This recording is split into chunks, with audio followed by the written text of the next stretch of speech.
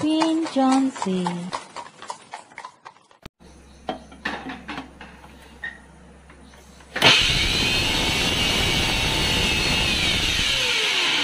போங்க போய் மட்டன் வாங்கிட்டு அப்படியே குட்டி குட்டியாக வெட்டி சிக்கனும் வாங்கிட்டு வந்துடுங்க.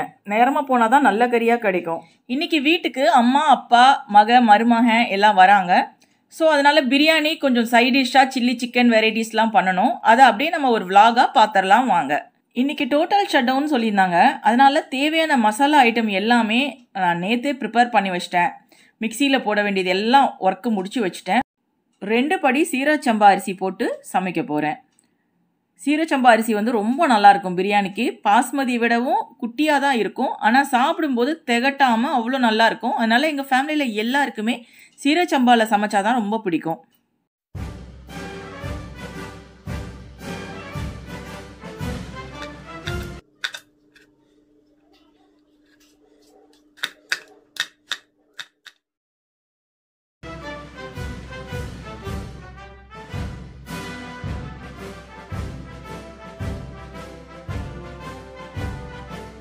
ஜிஞ்சர் கார்லிக் பேஸ்ட் எடுத்து வச்சுக்கிறேன். பெரிய குண்டா இந்த அந்த குண்டா இந்த எல்லாத்தோட பெருசு இருக்குல்ல, நான் அதை எடுத்து கொஞ்சம் கழுவி. இது எங்கள் வீட்டு மாடி தோட்டம். இது வந்து பிரிஞ்சி இலை அப்படின்னு சொல்லுவாங்க, பே லீஃப்னு சொல்லுவாங்க. இதில் 4 இலை வந்து நம்ம பறிச்சுக்கலாம். இந்த இலைகள் கரம் மசாலாவுடைய வாசத்தோடு இருக்கும்.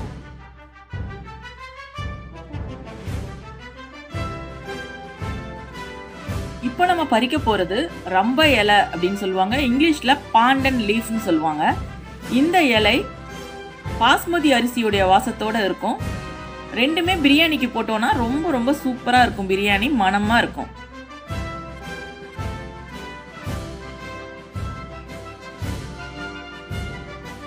இப்போ கொஞ்சம் புதினாவும் பறிச்சுக்கலாம்.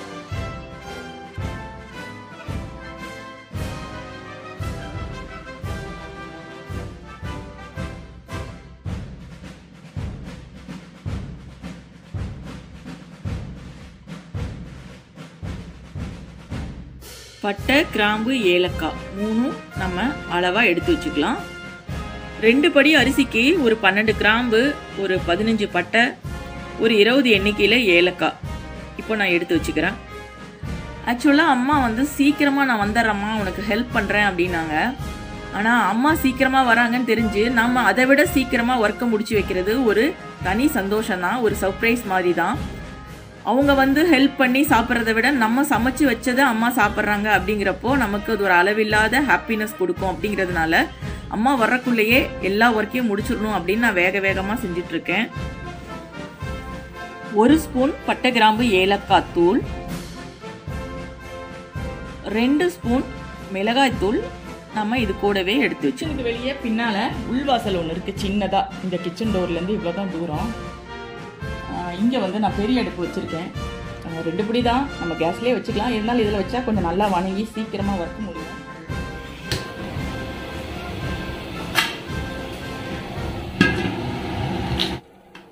எண்ணெய் வந்து படிக்கு 1/4 படி ஊற்றுவோம். அப்புறம் கடைசியாக நெய் வந்து ஒரு 100 ஊற்றுவோம். ஸோ இப்போ 2 படி அதுக்கு தகுந்த மாதிரி எண்ணெய் ஊற்றிக்கலாம்.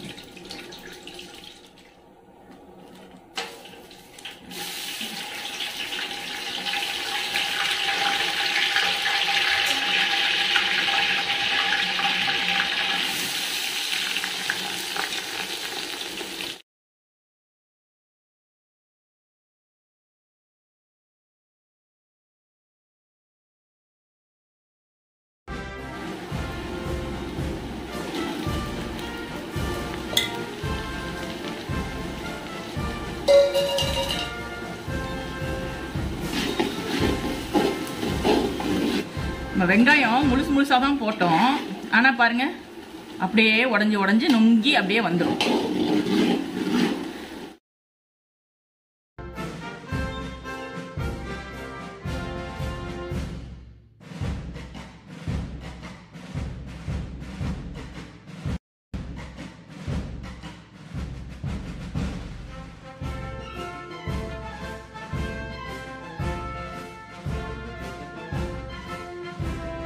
சிம்மில் வச்சுட்டு தக்காளி, இந்த கொத்தமல்லி தலை, புதினா தலை இந்த பிரியாணி மூடி எடு, டவரா மூடி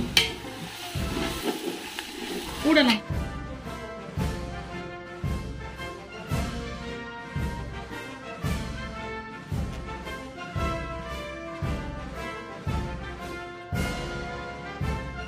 என்னை பொறுத்த வரைக்கும் easiest menu in the world is biryani.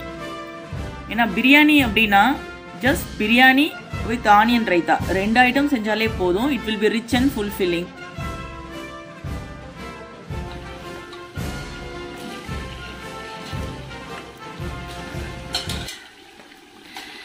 Biryani வாசம் வருதா உங்களுக்கு?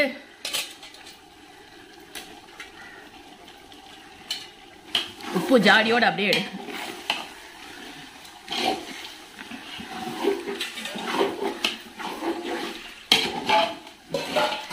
தயிர் சரியா இருக்கும்.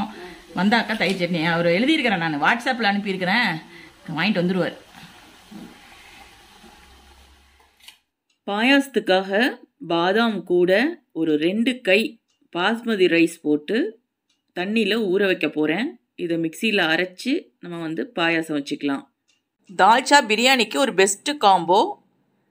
1 கப் துவரம்பருப்பும் 2 கப் கடலைப்பருப்பும் போட்டு இதில் நான் வேக வைக்கிறேன். கூட பார்த்திங்கன்னா 2 பட்டை 2 கிராம்பு போட்டுட்டோன்னா நல்லா வாசமாக இருக்கும்.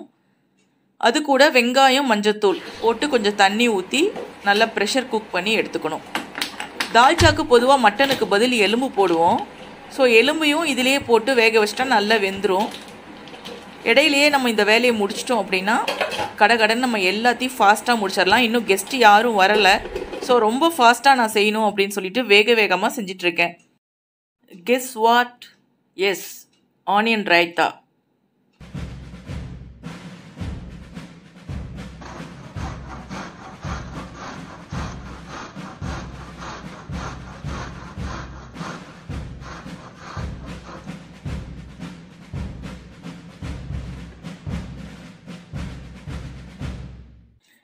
இப்போ நம்ம சில்லி சிக்கனுக்கு ரெடி பண்ணி பரட்டி ஊற வச்சிட்டோம் அப்படின்னா எல்லா ஒர்க்கும் முடிஞ்சதும் பொரிக்கிறதுக்கு கரெக்டாக இருக்கும். ஸோ அதுக்காக ஒரு குண்டால் எக்கு எடுத்து ஊற்றிக்கிறேன். எக்கு ஊற்றும் போது நல்ல கிறிஸ்பினஸ் வரும். கூட கொஞ்சம் லெமன் நம்ம புளிஞ்சிக்கலாம்.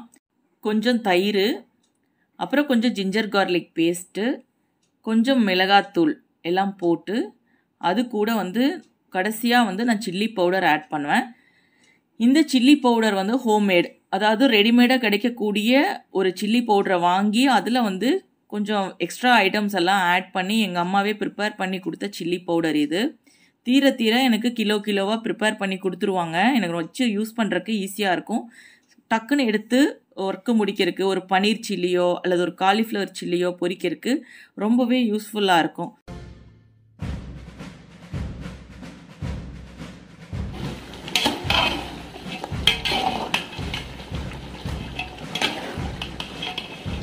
இன்னும் கொஞ்சம் வேகணும்.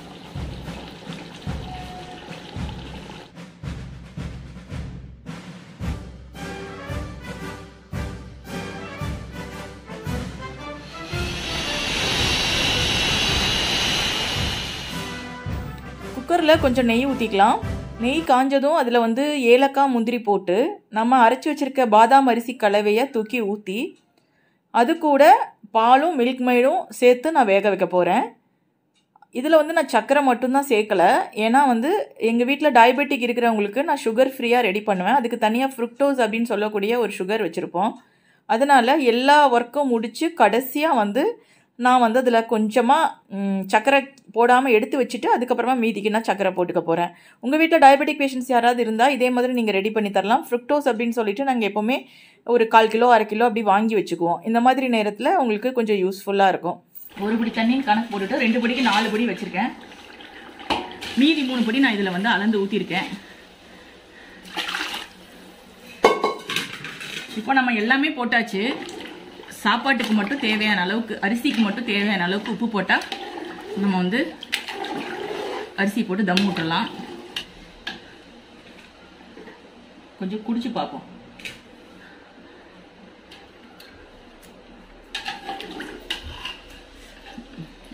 உப்பு ஜாடி எடு.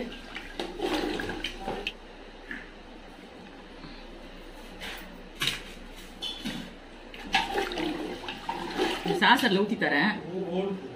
இது ஆமாம் ஆமாம் வீடியோ ஆனில் தான் இருக்குது. கொஞ்சம் குடிச்சு பார்த்து சொல்லுங்கள். உப்பு புளிப்பு காரம் அவ்வளோ கொதிச்சிருச்சு.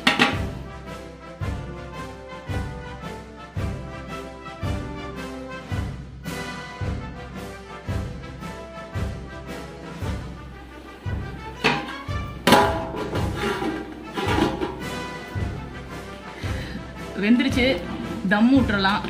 அரிசியும் தண்ணியும் கலந்துட்டு இருக்கும்போது நம்ம தம் விடணும். கரெக்டாக 3/4 தான் வெந்துருக்கு. கொஞ்சம் இப்போ வந்து நெய் ஊற்றிக்கலாம்.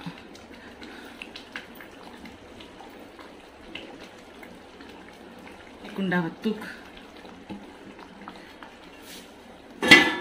வை. பழைய தோசைக்கல் வச்சு இரு குழவிக்கல் வேணும். ஒரு நிமிஷம். துணியை போட்டு ஈர துணி போட்டு தம் விட்டுறலாம். இந்த துணி போடுறதோட கான்செப்ட் என்னன்னா, நமக்கு ஆவி வெளியே போகக்கூடாது துளி கூட. அப்போதான் வந்து நல்லா தம் ஆகும். அதுதான் இதோட கான்செப்ட்.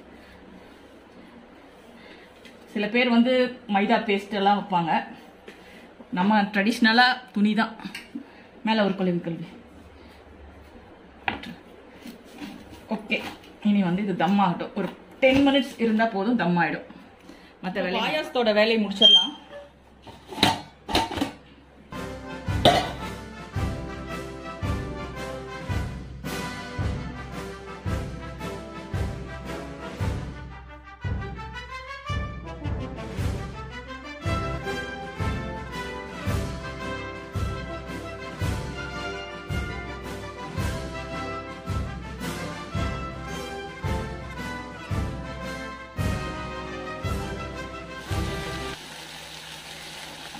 ரெண்டு தக்காளி, கொஞ்சம் கொத்தமல்லி தலை. இல்லை அப்படியே தம் ஆகட்டும். ரொம்ப ஓவராக குக் ஆயிரும். ஆஃப் பண்ணி விட்டு பிரியாணி இருக்கும். அப்போவே ஃபுல்லாக தண்ணியெல்லாம் சுண்டி இருந்தது. அப்படியே ஆஃப் பண்ணி அப்படியே விட்டுறலாம் நம்ம.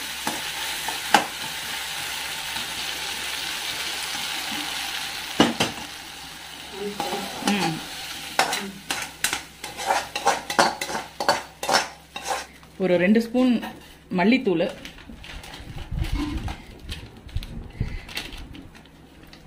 ஒரு 1/2 ஸ்பூன் மிளகாத்தூள், கொஞ்சம் வந்து பட்டை கிராம்பு தூள்,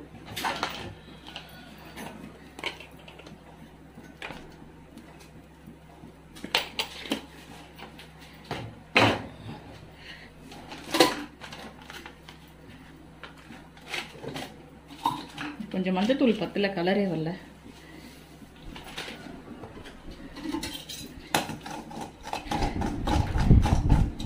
லேசாக வறுத்துக்கலாம்.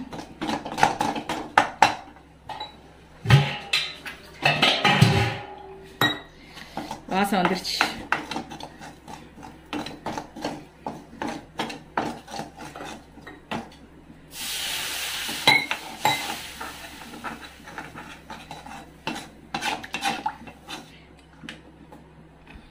தூக்கி இதில் கொட்டிக்கலாம். இப்போது உப்பு, புளி, காய்கறிகள் சேர்த்தா தால்ச்சா ரெடி. நம்ம இப்போ வந்து கத்திரிக்காய் போட்டு வேக வச்சுக்கலாம். ஒரே ஒரு விசில், இல்லைன்னா ஜஸ்ட் ஆவி வந்தோன்னா ஆஃப் பண்ணி ஓப்பன் பண்ணி அப்புறமா மாங்காய் போட்டு கொதிக்க வச்சுக்கலாம். அம்மா வந்துட்டாங்க. அம்மா வந்து சிவப்பரிசியில் வந்து பொங்கல் செஞ்சு கொண்டு வந்திருக்காங்க. சூப்பராக இருக்குது டேஸ்ட்டு. இனிப்பு பொங்கல்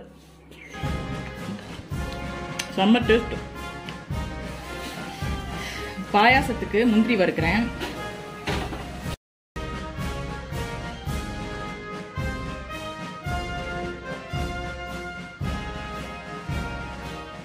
இப்போ நான் செம்ம சூப்பரான ஒரு எக் கிரேவி செய்ய போகிறேன். கொஞ்சம் கருவேப்பிலை ஒரு கொத்தா போட்டுக்கணும். நல்லா பொரிஞ்சதும் அதில் வந்து நல்லா நைஸாக கட் பண்ண பெரிய வெங்காயம், ஒரு 4 வெங்காயம் அல்லது 3 வெங்காயம், நீங்கள் போடுற முட்டையோடைய அளவுக்கு தகுந்த மாதிரி. இதுக்காக நான் கொஞ்சம் எக்ஸ் வந்து பாயில் பண்ணி பீல் பண்ணி வச்சுருக்கேன். இந்த வெங்காயம் நல்லா வதங்கினதும் அதில் வந்து நம்ம கறி மசாலா தூள், ரெடிமேட் கறி மசாலா தூள் நமக்கு கடையில் கிடைக்குது இல்லையா, அதுதான் நான் யூஸ் பண்ணுவேன். அதுதான் வந்து சூப்பராக இருக்கும் டேஸ்ட்டு. ஸோ கறி மசாலா தூள் வந்து 1 ஸ்பூன் அளவுக்கு போட்டுட்டு கொஞ்சமாக அதில் வந்து 1 ஸ்பூன் அளவுக்கு ஜிஞ்சர் கார்லிக் பேஸ்ட்டும் நான் ஆட் பண்ணுவேன். ஆட் பண்ணிவிட்டு அதை வந்து நல்லா மிக்ஸ் பண்ணி நம்ம வந்து வதக்கிக்கணும். கொஞ்சம் உப்பு தேவையான அளவுக்கு நீங்கள் போட்டுக்கோங்க. போட்டுட்டு இதை நல்லா வதக்கி அதில் கொஞ்சமாக தண்ணி சேர்த்து நம்ம வந்து அப்படியே அடுப்பை கம்மியாக வச்சு கொஞ்சம் நேரம் வரைக்கும் அந்த மசாலாவை வேக வைக்கணும் மூடி போட்டு. அது வேகிறக்குள்ளே நம்ம இன்னொரு கடாயில் எண்ணெய் ஊற்றி வச்சுக்கலாம். இது எதுக்குன்னு கேட்டிங்கன்னா சிக்கன் பொரிக்கிறதுக்கு. நம்ம சிக்கன் 65 பரட்டி வச்சுருக்கோம் இல்லைங்க, அது பொரிக்கிறதுக்கு. சட்டுன்னு 2 வேலையும் மாறி மாறி செஞ்சோம்னா சீக்கிரமாக ஒர்க்கு முடிஞ்சிடும் இல்லையா, அதனால் அந்த மாதிரி நான் பேலன்ஸ் பண்ணிக்கிறேன். அண்ட் இதில் வந்து இந்த எக்கை எடுத்து அப்படியே வந்து ஃபுல்லாக கவிழ்த்து போட்டு நம்ம வந்து மூடி கொஞ்சம் நேரம் வேக வச்சிடலாம்.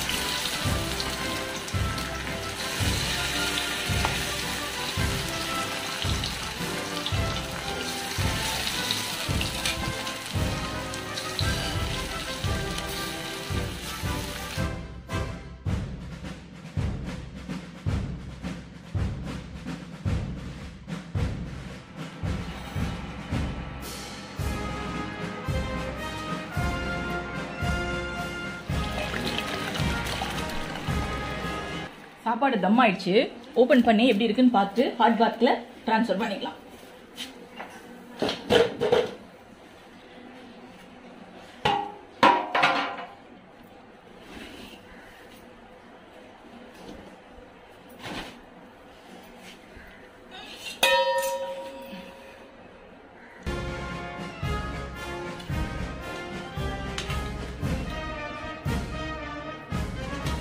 வாசம் வந்து அப்படியே வீடே தூக்குது.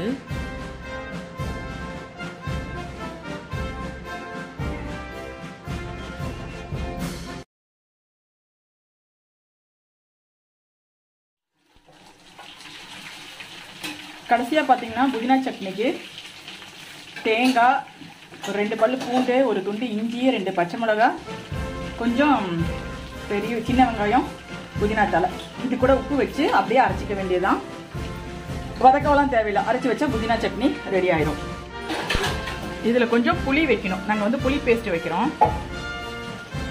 வேணும்னா கடுகு தாளிச்சிக்கலாம் அரைச்சிட்டு, இல்லைன்னா அப்படியே வச்சுக்கலாம். சீக்கிரமாக கொடுங்க கட் பண்ணி. இப்போ இங்கே எல்லாமே ரெடி ஆயிடுச்சுங்க. எல்லாம் ஓப்பன் பண்ணி பார்த்துடலாம். இங்கே பிரியாணி, எக்கு, கடைசியாக அரைச்ச புதினா சட்னி, இது வந்து தால்ச்சா, மாம்பழம், சிக்கன் அண்ட் பாயாசம் 2 வெரைட்டி. இது வந்து சுகர், இது வந்து சுகர் ஃப்ரீ. தயிர் சட்னி, இது வந்து அம்மா கொண்டு வந்த சகப்பரிசி சக்கரை பொங்கல். அதுலேயும் வந்து 2 variety, with sugar and without sugar. Sugar free போட்டு ரெடி ஆயிருக்கு. இப்போ வந்து விருந்து ரெடி ஆயிடுச்சு. வீடியோ பிடிச்சா லைக் போட்டு ஷேர் பண்ணுங்கள். மறக்காமல் சப்ஸ்கிரைப் பண்ணுங்கள். வாட்ச் பண்ண எல்லாருக்கும் தேங்க்யூ.